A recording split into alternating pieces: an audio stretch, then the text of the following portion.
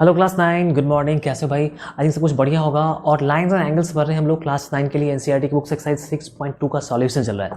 तो 6.2 से पहले 6.1 का सॉल्यूशन हमने दे दिया है और लाइंस एंड एंगल्स के सारे कंसेप्ट भी हमने ऑलरेडी बता दिया है। तो ये सब कुछ आपको एक ही जगह पर सबका लिंक दिया हुआ है डिस्क्रिप्शन में। इसी वीडियो को डिस्क्रिप्शन में चेक करोगे तो एक तरफ से सबका लिंक दिया हुआ है, आगे वाले वीडियोस का भी और पीछे वाले वीडियोस का भी। तो उन सबको एक तरफ से आप देख लेना, कहीं ढूंढने की जरूरत नहीं है, सर्च करने की जरूरत नहीं है, ठीक है। अभी 6.2 को पूरा 6.2 में 6 क्वेश्चन है, 6 का 6 क्वेश्चन एक ही वीडियो में क्लियर करने वाले हैं। थोड़ा सा वीडियो लंबा हो जाएगा लेकिन विद कंसेप्ट, ठीक है, विद कंसेप्ट विद एक्सप्लेनेशन पूरा बता रहा हूँ। वन मोर थिंग, जो लोग फर्स्ट टाइम देख रहे हैं हमारे चैनल को, उनको बता दो कि अपने चैनल पे उज्ज्वल मैथ्स पे क्लास 9-10 के लिए अमेजिंग कंसेप्ट तो मिलते ही हैं। साथ में एनसीईआरटी एंड आरएस अग्रवाल में जितने भी चैप्टर्स हैं, जितने भी एक्सरसाइजेज हैं, जितने भी क्वेश्चंस हैं, हर एक चीज़ का सॉल्यूशन आपको मिलने वाला है, पूरा का पूरा with concept with explanation. So don't worry कि मैथ कैसे पढ़ना है, सब्सक्राइब करो, बेल आइकन प्रेस करो और सब कुछ आपको फ्री में मिल रहा है, तो दिक्कत किस बात की। अभी 6.2 पढ़ेंगे हम लोग, ठीक है। 6.2 के लिए आपको प्रॉपर्टीज ऑफ पैरेलल लाइन देखना बहुत जरूरी है। डिस्क्रिप्शन में लिंक है, जाके पहले वो कम से कम वो देख लो, तभी ये बनेगा, नहीं तो नहीं बनेगा, ठीक है। चलो सॉल्यूशन की बात करते हैं, पहले क्वेश्चन की बात करते हैं। पहला question, find the values of x and y. अच्छा देखो, यहाँ पे एक्स है, ये एक्स और ये वाई, इसका वैल्यू फाइंड करने के लिए बोला है, ठीक है।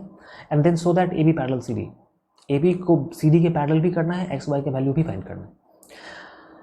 तो पहले एक्स वाई निकाल लेते हैं, फिर फाइंड आउट कर लेंगे। तो कैसे निकालेंगे एक्स वाई? सोचने वाली बात है कि देखो एक्स का रिलेशन किस एंगल के साथ है। एक्स का रिलेशन यहाँ पे चूंकि ए बी और सी डी पैरेलल दिया नहीं है कि तुम एक्स को यहाँ पे 130 से कॉरेस्पॉन्डिंग कर दोगे, ये तो पैरेलल प्रूफ करना है। तो अभी जो तुम्हारे पास में दिया हुआ है तुम उसी रिलेशन को लेकर चलोगे। ये लाइन पैरेलल नहीं है, पैरेलल तो प्रूफ करना है, तो तुम इसको पैरेलल नहीं मानोगे। अभी कोई यूज़, तुम प्रॉपर्टीज ऑफ पैरेलल का यूज़ करने वाले नहीं हो, नहीं कर सकते हो। तो अभी सिंपली हम क्या यूज़ करेंगे, हम कहेंगे देखिए सर, यहाँ पे ये जो पूरा एंगल बनने वाला है ना, इस एंगल को क्या बोलते हैं? लीनियर पेयर बोलते हैं, क्योंकि एक लाइन पे जब दो एंगल बनते हैं तो लीनियर पेयर बोलते हैं। तो सिंपली तुम सॉल्यूशन में क्या लिखोगे भाई मेरे?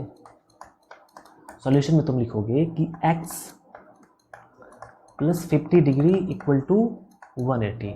ब्रैकेट में लिख देना। क्यों लिखा? क्योंकि ये लीनियर पेयर ऑफ एंगल्स हैं, ठीक है।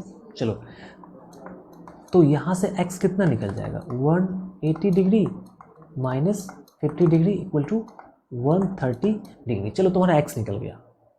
अभी y कैसे निकालोगे?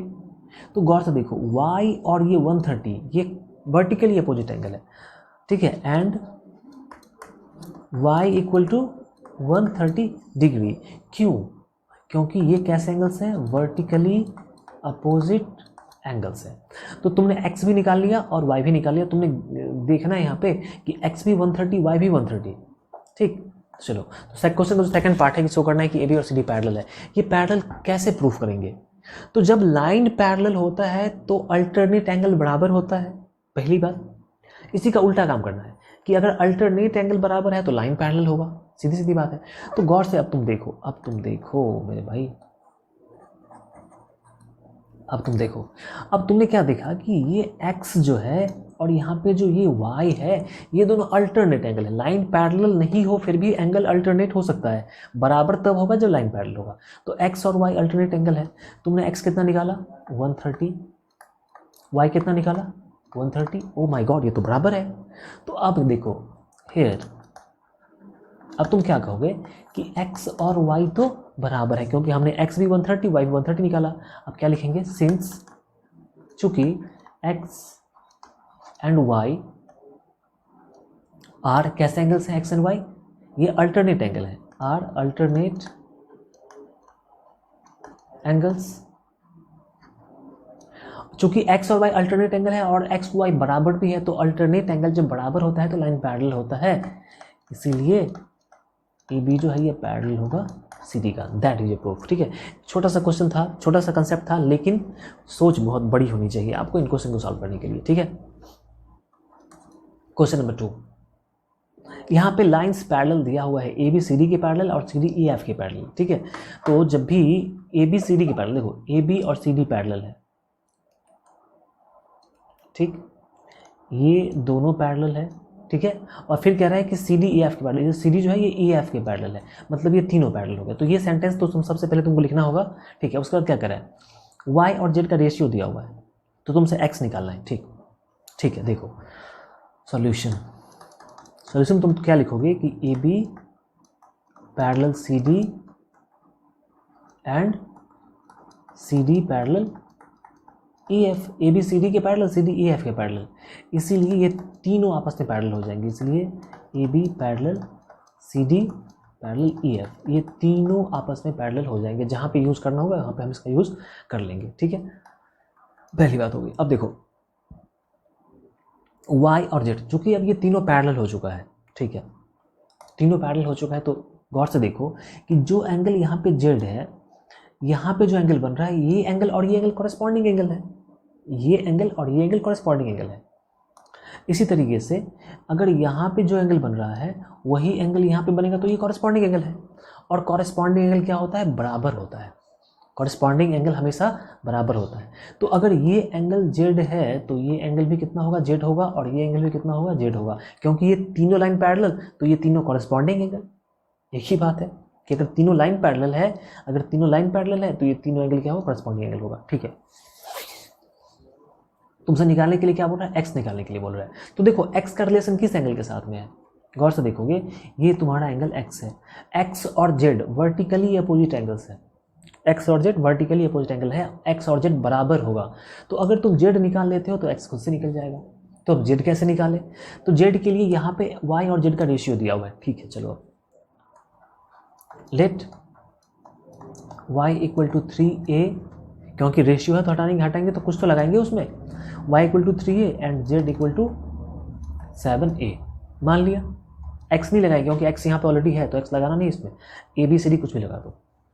अब तुम क्या कहोगे, नाउ अब तुम कहोगे कि सर अगर हम y और z को जोड़ेंगे, अगर हम y और z को ऐड करेंगे तो कितना होगा, 180 होगा। क्यों, क्योंकि y और z linear pair of angle है। देखो गौर से, यही एंगल ना y और z है मेरे भाई, यही एंगल y और इधर z पूरा मिला के एक क्या बन रहा है, लीनियर पेयर बन रहा है। तो y और z को जोड़ेंगे 180 होगा सम, क्योंकि उसका सम 180 होता है। क्या बोलेंगे इसको, linear pair, linear pair of angles, ठीक है। y कितना है 3a, z कितना है 7a इक्वल टू 180, ठीक है। 10a इक्वल टू 180, इसीलिए a equal to 180 by 10 cancel करेंगे 18 डिग्री। तुम्हारा a निकल गया 18 डिग्री। अब तुमको क्या निकालना था, तुमको x निकालना था। अब x के लिए z निकालना है, z कितना है, z 7a है, z 7a है, तो इसीलिए z कितना हो जाएगा 7a, ये कितना 18 निकला है तो 18, ठीक है। 114 होता है, मेरे को पता नहीं है भाई, रुक जा सोच लेता हूँ भाई। 18 पंचे 90, 18 गुना 2 36, 126, मेरे को टेबल याद नहीं है। 18 पंचे 90 और 18 गुना 2 36, हाँ ठीक है 126 होगा। तो जेड 126 निकल गया। अब जेड 126 निकला तो एक्स भी क्या होगा, तो क्या लिखेंगे हम यहाँ पे, here x equal to z, इसीलिए x इक्वल टू 126, ठीक है। थोड़ा यहाँ पे, इसीलिए x इक्वल टू जेड है 126, तो यहाँ क्या लिखेंगे, अच्छा x इक्वल टू जेड क्यों हुआ, क्योंकि ये वर्टिकली अपोजिट एंगल से। पूरा का पूरा सॉल्यूशन कंप्लीट, एकदम शानदार सॉल्यूशन है, कोई इसको गलत नहीं कर सकता है। अगला क्वेश्चन,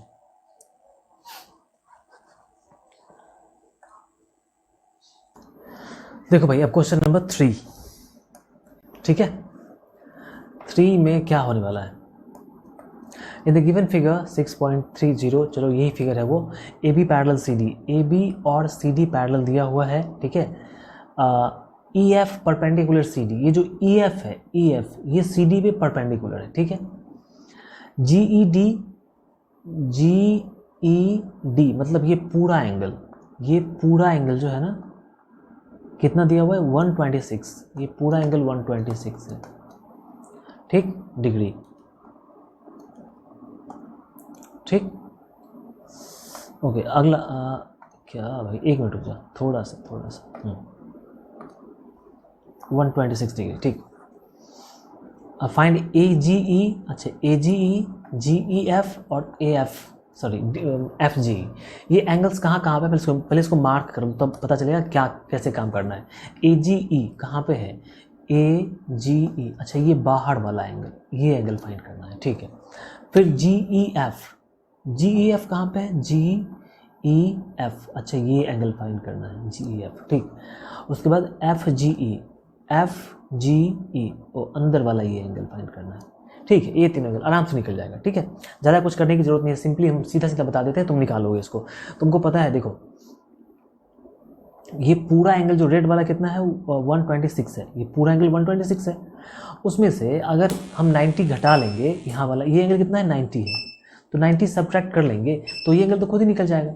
तो सिंपली जी ई एफ पहले निकालते हैं। क्या निकालते हैं, जी ई एफ, जो पहले सामने जो पहले निकलने वाला पहले उसको निकालो। Solution, angle G E F, G E F कितना होगा, जी ई एफ, ये एंगल जिसको मैं ब्लू कलर से मैंने मार्क किया अभी, ठीक है। ये पूरा 126 है, उसमें से ये 90 घटेगा तो ये निकल जाएगा। तो पूरा कितना है, 126, इसमें से कितना घटेगा, 90 घटेगा, निकल जाएगा ये एंगल। ये रेड वाला पूरा था, उसमें से ये घटा लेंगे तो ये वाला निकल जाएगा। घटाएंगे कितना बचेगा, 36 बचेगा। चलो ये एंगल 36 तुम्हारा निकल गया, ये एंगल 36 निकल गया, ठीक। ओके अब देखो, अब तुम्हारा ए बी और सी डी पैरेलल है। चूंकि यहाँ पे मैं क्या करने जा रहा हूँ ये पहले तुम समझ लो, उसके बाद पता चलेगा। देखो ये एंगल जो है 90 का है, ठीक है। तो चूंकि ये दोनों पैरेलल है, ये दोनों पैरेलल है, तो अल्टरनेट से ये एंगल भी 90 होगा। अल्टरनेट से, चूंकि ये एंगल इधर तो ये एंगल इधर। गौर से देखना मैं क्या क्या करने जा रहा हूँ। ये एंगल इधर और ये एंगल इधर, ये अल्टरनेट से बनेगा। तो क्या लिखोगे, since A B parallel C D, ठीक है। ए बी सी डी के पैरेलल है। और भी देखो, जब दो पैरेलल लाइन को कुछ टच कर रहा हो, ठीक है, दो पैरेलल लाइन को, अभी तुमको निकालना क्या है, तुमको निकालना है, और उसकी भी जरूरत नहीं पड़ेगी। सिंपली देखो ये दोनों पैरेलल है, ओके, ये तो 90 है तो ये 90, ये निकालना नहीं था ना, ये निकालना नहीं है, ये नहीं निकालना है, तो इसको जरूरत नहीं है। तुमको निकालना है, ये निकालना है, ये निकालना है, ये एंगल निकालना है। तो गौर से देखना, ये एंगल मैं पूरा मिटा के फिर से एक बार लिखता हूँ, थोड़ा गौर से देखना, ठीक है। जरूरत पड़ेगी मिटाने की, पूरा मिटा के मैं फिर से लिख रहा हूँ ताकि तुम विजुअल काफ़ी अच्छे से तुमको दिखाई पड़े। देखो विजुअल दिखाई पड़े। ये एंगल जो तुम्हारा पूरा था यहाँ से यहाँ तक, ये 126 है। कितना है, 126। और चूंकि ये दोनों लाइन क्या है, पैरेलल है, ठीक है। और ये तुम्हारा ट्रांसवर्सल हो गया। अभी ये जो तुम्हारा हुआ, ये तुम्हारा ट्रांसवर्सल हो गया। तो ये चीज़ तुमको पता है कि ट्रांसवर्सल के एक इस तरफ और एक इस तरफ जो एंगल बनता है वो बराबर होता है, इसको अल्टरनेट एंगल बोलते हैं। चूंकि ये दोनों पैरेलल है और ये ट्रांसवर्सल हो गया, तो तुम क्या लिखोगे, A B parallel C D and G E is transversal, ठीक है, and G E is transversal, ठीक है। इसीलिए जो एंगल तुम्हारा ए जी ई है, जो तुमको निकालने के लिए बोल रहा है यहाँ पे, एंगल ए जी ई, ये किसके बराबर होगा, ये बराबर होगा डी ई जी के बराबर, ठीक है, या जी ई डी के बराबर, ठीक है। ए जी ई डी के बराबर क्यों होगा, क्योंकि ये अल्टरनेट इंटीरियर एंगल्स है, ठीक है। तो ए जी ई डी के बराबर होगा, और जी ई डी कितना दिया हुआ है, 126 दिया हुआ है। तो हम इसको 126 डिग्री कह देंगे, ये एंगल निकल गया तुम्हारा, ठीक है। ये एंगल भी 126 निकल गया। अब तुमसे कौन सा एंगल बोला है, एफ जी ई कौन सा एंगल है, एफ जी, अच्छा ये वाला एंगल है, ये वाला एंगल। तो ये वाला एंगल भी आराम से निकल सकता है। तुम क्या कहोगे कि सर ये दोनों एंगल मिला के आपका कितना बनेगा, 180 बनने वाला है, क्योंकि लीनियर पेयर है। तो सिंपली तुम क्या कहोगे यहाँ पे, हेयर एंगल कौन सा है, F G E plus A G E equal to 180 degree. क्यों? क्योंकि ये लीनियर पेयर है, लीनियर पेयर है। ठीक है, तो एफ जी कितना है? देखो एफ जी तुमको निकालना है, एफ जी तुमको निकालना है, एफ जी ई तो तुमको निकालना है। और ए जी ई कितना है? ये 126 है। 126 इक्वल टू कितना हो जाएगा? 180 डिग्री। इसीलिए एफ जी ई कितना हो जाएगा? 180 डिग्री माइनस 126 डिग्री। घटा लेते हैं, घटाएंगे कितना हो जाएगा? ये बचेगा 54 डिग्री। ठीक है, बात समझ में आ रही है? कितना हो जाएगा? 54 डिग्री। आराम से निकल गया ना, कुछ चीज़ नहीं था। हाँ ये चीज़ है, कुछ चीज़ विजुअल क्रिएट करना पड़ता है आपको बताने के लिए कहाँ पे क्या सही है क्या गलत है। साउंड जा रहा है क्लियरली? ठीक, चलो क्वेश्चन नंबर 4, थोड़ा सा कंस्ट्रक्शन करना पड़ेगा यहाँ पे। 4 में जो क्वेश्चन है, देखो क्वेश्चन नंबर 4 क्या कहता है, पहले क्वेश्चन से पूछ लेते हैं कि भाई तुम क्या कह रहे हो, फिर सॉल्व करेंगे उसको। इन द गिवन फिगर, ठीक है, P Q S T parallel है, पी क्यू और एस टी पैरेलल है। इसको हम अलग कलर से डिनोट कर देते हैं। ये तुम्हारा एस टी हो गया और ये तुम्हारा पी क्यू हो गया। ठीक है, पैरेलल है। ठीक है, ओके, अब पी क्यू आर ये 100 डिग्री है और ये 130 है। तुमको क्या निकालने के लिए बोला? Q R S, Q R S. अच्छा, ये बीच वाला एंगल तुमसे निकालने के लिए दे रहा है। ठीक है, तो ये बीच वाला एंगल कैसे निकालें? इसका तो किसी के साथ रिलेशन ही नहीं है। दो पैरेलल लाइन तो है, लेकिन पैरेलल लाइन का यूज़ तभी कर पाएंगे जब उसके लिए कोई मेरे को क्या मिल जाए? ट्रांसवर्सल मिल जाए। ट्रांसवर्सल ऐसा होता है जो दोनों लाइन को काटे। लेकिन देखो ये दोनों पैरेलल लाइन तो है, लेकिन इसको कोई एक ऐसा लाइन है जो काट रहा हो। ये लाइन यहीं पे खत्म हो गया, ये लाइन यहीं पे खत्म हो गया, पूरा का पूरा कोई किसी को नहीं काट रहा है। ठीक है, तो क्या करेंगे अब? ऐसे कंडीशन में हम क्या करते हैं कि इन दोनों के पैरेलल में एक लाइन ड्रॉ करते हैं। कहाँ पे? जहां से इन दोनों से लाइन मिल के आया है। देखो इन दोनों से मिल के पॉइंट जो है यहाँ पे बन रहा है। बात समझ रहे? इन दोनों से ये पॉइंट मिला, इन दोनों से एक लाइन जो आया है वो कहाँ पे? आर पे मिला है। तो हम आर से एक लाइन पैरेलल खींचते हैं। ठीक है, आर से एक लाइन खींचते हैं जो इन दोनों के पैरेलल है। बात क्लियर हो गई? इसका नाम क्या देते हैं? इसका नाम दे देते हैं ए बी। ठीक है, जब भी कंस्ट्रक्शन करेंगे तो वहां से जहां पे दोनों पैरेलल लाइन से मिलने वाला लाइन जहां पे जो पॉइंट बन रहा है उसी पॉइंट से खींचेंगे दोनों के पैरेलल। क्योंकि ये दोनों तो ऑलरेडी पैरेलल है, ये दोनों तो ऑलरेडी पैरेलल। तो तुमने क्या किया है? कंस्ट्रक्शन किया है, तो सॉल्यूशन निकालो। सॉल्यूशन में तुमने क्या किया है? Construct A B parallel P Q, construct A B parallel P Q. ठीक है, अब चूंकि पी क्यू किसके पैरेलल है? एस टी के पैरेलल है, और ए बी पी क्यू के पैरेलल है। इसका मतलब ये हुआ, इसीलिए ए बी जो है ये पी क्यू के पैरेलल होगा, A B parallel P Q होगा, और P Q parallel S T, मतलब तीनों लाइन आपस में पैरेलल हो गया। ठीक है, अब हम प्रॉपर्टी जो पैरेलल लाइन का यूज़ करेंगे, कैसे यूज़ करोगे, क्या यूज़ करोगे, ये सोच लो। तुमसे ये एंगल निकालने के लिए बोल रहा है, ये वाला एंगल निकालने के लिए बोल रहा है। तो इस एंगल को निकालने के लिए क्या किया जाए? गौर से देखो, जो एंगल यहाँ पे है, जो एंगल यहाँ पे है, ठीक है, और जो एंगल यहाँ पे बनेगा, यहाँ पे बनेगा, ये दोनों एंगल क्या कहलाएगा? अल्टरनेट कहलाएगा। क्या कहलाएगा? अल्टरनेट। क्यों?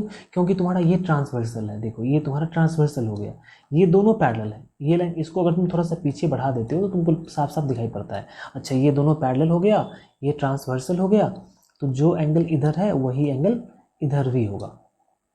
मतलब 110 इधर है तो ये पूरा एंगल भी कितना होगा? 110 होगा। ठीक है, अब मेरे को निकालना तो इतना ही है, मेरे को सिर्फ यही निकालना है। तो 110 में से ये वाला पार्ट घटा लेंगे तो निकल जाएगा। ये पूरा देखो, ये पूरा 110 होगा। बात समझ रहे हो? और उसमें से मेरे को तो एंगल क्या चाहिए? मेरे को यही वाला एंगल चाहिए, ये इतना ही चाहिए जिसको मैं अभी मार्क कर रहा हूँ। तो इसको निकालने के लिए इस पूरे में से इसको घटाएंगे तो ये निकल जाएगा। ठीक है, तो तुम काम अपना शुरू कर दो। लिखोगे तुम कि since PQ parallel AB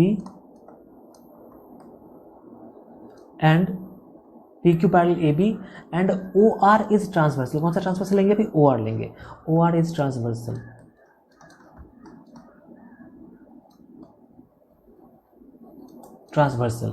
इसीलिए PQR एंगल PQR किसके बराबर होगा? Angle Q R B, angle Q R B के बराबर। भाई इसको किसने कहा? हमने कहा। क्यों कहा? क्योंकि ये अल्टरनेट एंगल है, अल्टरनेट इंटीरियर एंगल से ये लोग, ठीक है। तो तुम्हारा जो पी क्यू आर है ना, पी क्यू आर 110 है, तो हमारा जो क्यू आर बी होगा ये भी 110 होगा, इसीलिए क्यू आर बी कितना होगा? 110 होगा, 110 डिग्री, ठीक है। अब क्यू आर बी में दो एंगल है, एक एंगल वो जो तुमको चाहिए और एक एंगल वो जो तुमको पता नहीं है। तुमको क्या चाहिए? देखो अब क्यू आर बी में दो एंगल है, ये देखो ये एंगल क्यू आर बी है, ये एंगल तुम्हारा क्यू आर बी है, ठीक है। इसमें क्यू आर एस भी आ रहा है, तो इसमें क्यू आर एस आ रहा है, और क्या आ रहा है? एस आर बी आ रहा है, एस आर बी आ रहा है। इन दोनों को मिला के कितना होगा? 110 होगा। अब देखो तुमको निकालना है क्यू आर एस, ठीक है, तो क्यू आर एस तुम छोड़ दो। अगर तुम आर एस भी निकाल लेते हो या एस आर भी तुम निकाल लेते हो तो ये तो निकल ही जाएगा।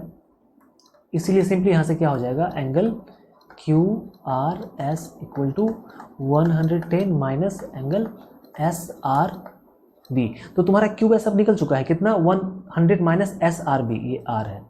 अब एस आर बी कितना है बस तुम ये पता कर लो। तो गौर से देखो, अब एस आर बी तो पता ही है, देखो ये और ये पैरेलल है पैरेलल, ठीक है। थोड़ा सा इसको मैं मिटा देता हूँ अभी ताकि तुमको साफ साफ दिखाई पड़ेगा।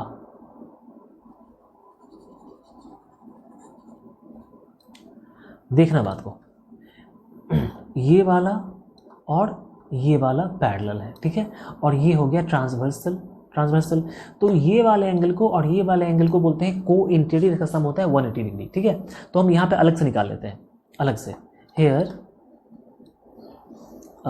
एस आर, देखो तुम क्या कहोगे कि angle S R B plus 130 equal to 180, ठीक है। क्यों होगा? क्योंकि इन दोनों का सम कितना होता है? 180। कैसे एंगल्स है ये है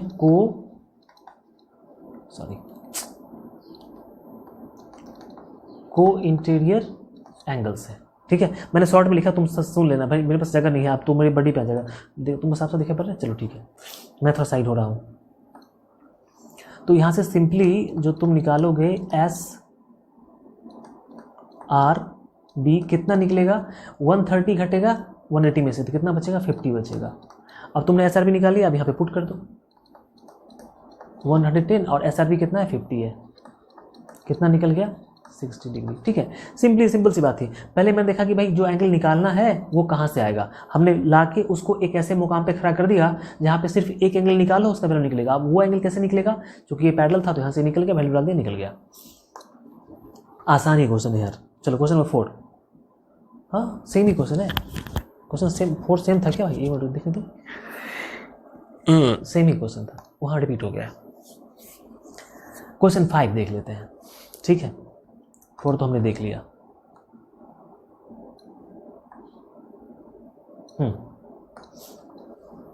A B C D parallel, ठीक है, ए बी और सी डी पैरेलल, ठीक है। ए पी क्यू 50 दिया हुआ है, पी आर डी इतना दिया हुआ है। तुमसे एक्स और वाई पूछ रहा है, ठीक है, एक्स वाई पूछ रहा है, तुम आराम से बहुत ही आसानी से निकलेगा। पूछने वाली क्या बात है, तुम निकालो ऐसे ही। देखो ये दोनों पैरेलल है और ये हो गया तुम्हारा ट्रांसवर्सल, ये तुम्हारा ट्रांसवर्सल हो गया। तो इधर जो ये एंगल बन रहा है और इधर जो ये एंगल बन रहा है इसको क्या बोलते हैं? अल्टरनेट एंगल बोलते हैं। तो सिंपली हम क्या कहेंगे, यहाँ पे लैंग्वेज में ज़्यादा नहीं लिख रहा हूँ, लैंग्वेज कम लिख रहा हूँ, तुम ज़रूरत के हिसाब से लैंग्वेज लिख लेना, ठीक है, क्योंकि लैंग्वेज लिख के टाइम वेस्ट करने की ज़रूरत नहीं है। तुमको सिंपली मैं कंसेप्ट दे रहा हूँ, हिंट्स पूरा का पूरा हिंट दे रहा हूँ, बस तुम थोड़ा सा मतलब लैंग्वेज लिखोगे सॉल्व हो जाएगा।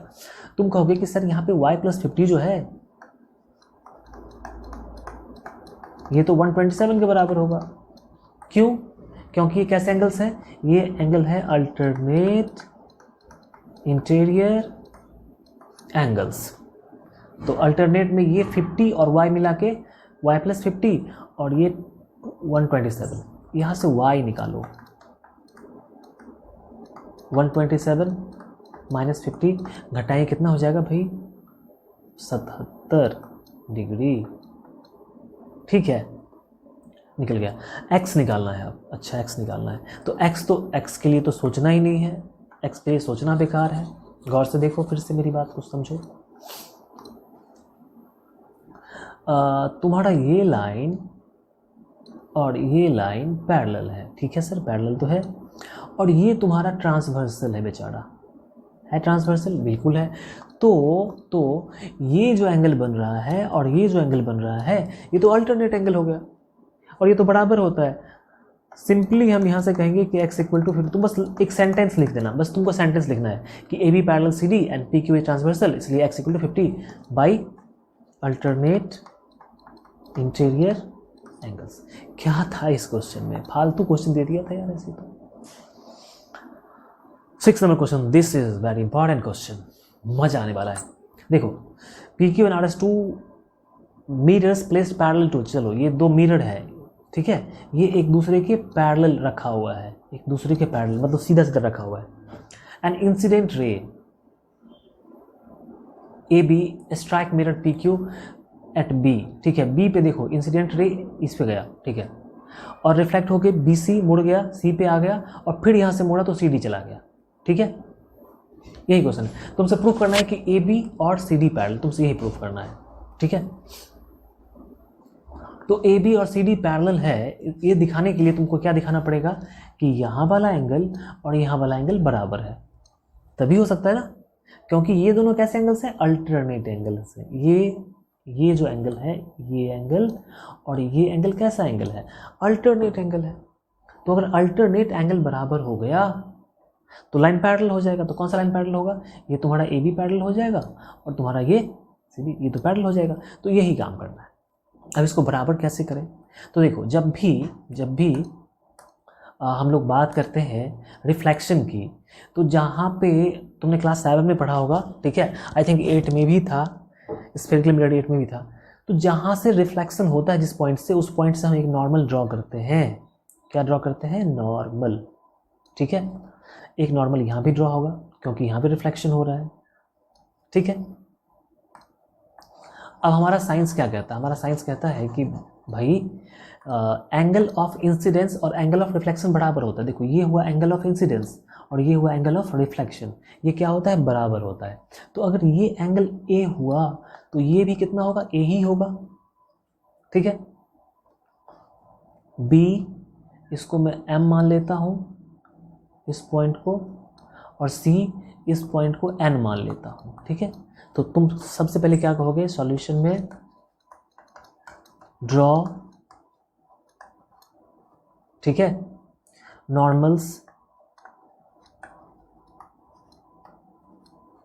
B M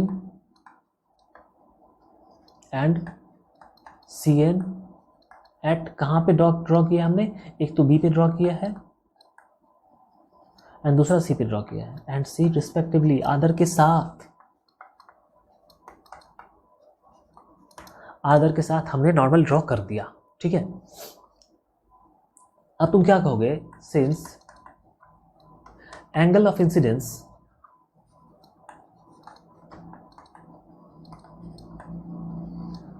equal to angle of reflection, angle of incidence और एंगल ऑफ रिफ्लेक्शन बराबर होता है, तो इसलिए हम क्या कहेंगे कि ये एंगल और ये एंगल क्या होगा? बराबर, ठीक है। इसलिए एंगल ए बी एम और एम बी सी, इसलिए A B M equal to M B C,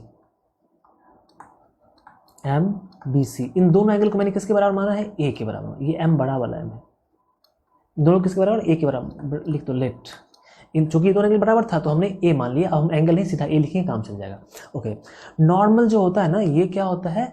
normal हमेशा पैरेलल ही होता है, एक सरफेस पे खींचा हुआ नॉर्मल हमेशा पैरेलल होता है, चूंकि यहाँ पे 90 का एंगल ही बनने वाला है और यहाँ पे 90 का एंगल ही बनने वाला है, तो नॉर्मल्स जो होते हैं एक दूसरे के पैरेलल होते हैं। नाउ अब तुम क्या कहोगे कि अब जो हमारा नॉर्मल बी एम है, ये किसके पैरेलल होगा? ये बी एम तुम्हारा सी एन के पैरेलल होगा, B M parallel C N, ठीक है, क्यों ब्रैकेट में लिख देना, because normals on parallel mirrors are parallel, जो मिरर पैरेलल है तो उनके नॉर्मल भी क्या होंगे, पैरेलल होंगे। ठीक है, तो जब ये पैरेलल हुआ तो गौर से देखो, ये पैरेलल हुआ और ये वाला तुम्हारा ट्रांसवर्सल हो गया। अब तो ये क्या हो गया, तुम्हारा ट्रांसवर्सल हो गया। ठीक है, तो जब ये तुम्हारा ट्रांसवर्सल हो गया तो ये एंगल, तो तुम्हारा ये वाला एंगल और ये वाला एंगल कॉरेस्पॉन्डिंग अल्टरनेट्स बराबर हो जाएगा, होगा कि नहीं होगा। तो चूंकि बी एम और सी एन पैरेलल है, इसीलिए तुम्हारा जो एंगल है एम बी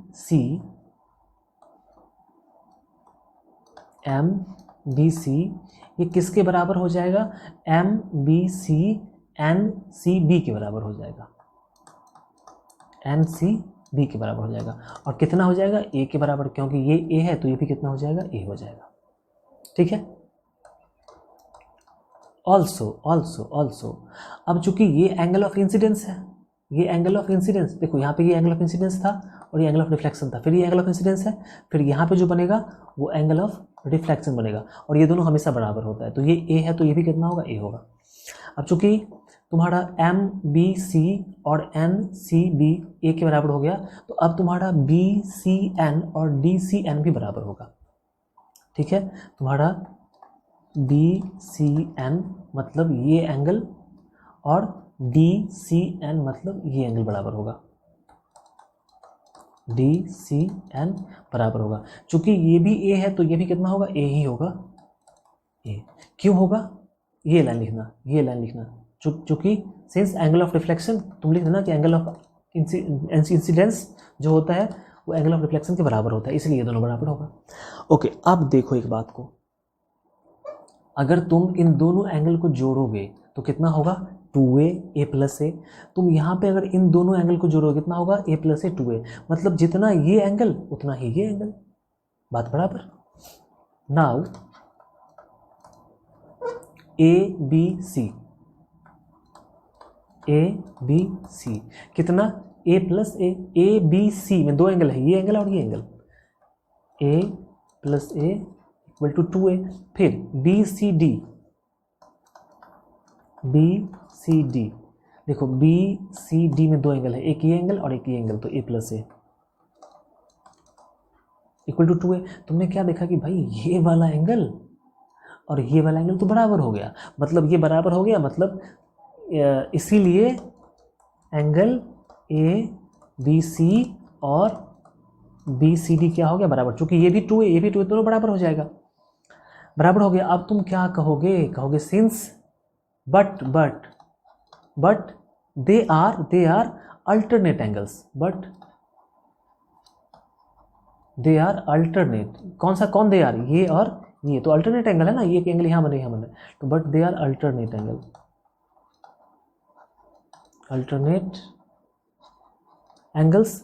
इसीलिए जब अल्टरनेट एंगल है और ये बराबर भी है तो तुम्हारा ये और ये पैरेलल होगा, इसलिए A B parallel C D, इसलिए A B parallel C D. I think ये खत्म हो चुका है। इसके बाद आई थिंक 6.3 होगा, 6.3 है। 6.3 में काफ़ी अच्छे क्वेश्चन है, वो तो ज़रूर देखना तुम, ठीक है। और मैंने क्या कहा कि उस सबको ढूंढने की ज़रूरत ही नहीं पड़ेगी, पीछे जब भी डिस्क्रिप्शन में तुम चेक करोगे तो आगे वाले सारे वीडियोस और पीछे वाले सारे वीडियोस के लिंक तुमको एक तरफ से मिल जाएगा, ठीक है। तो ना कुछ ढूंढना है ना कुछ करना है, सीधा बैठ के वीडियो देखना है और चैप्टर को खत्म करना है।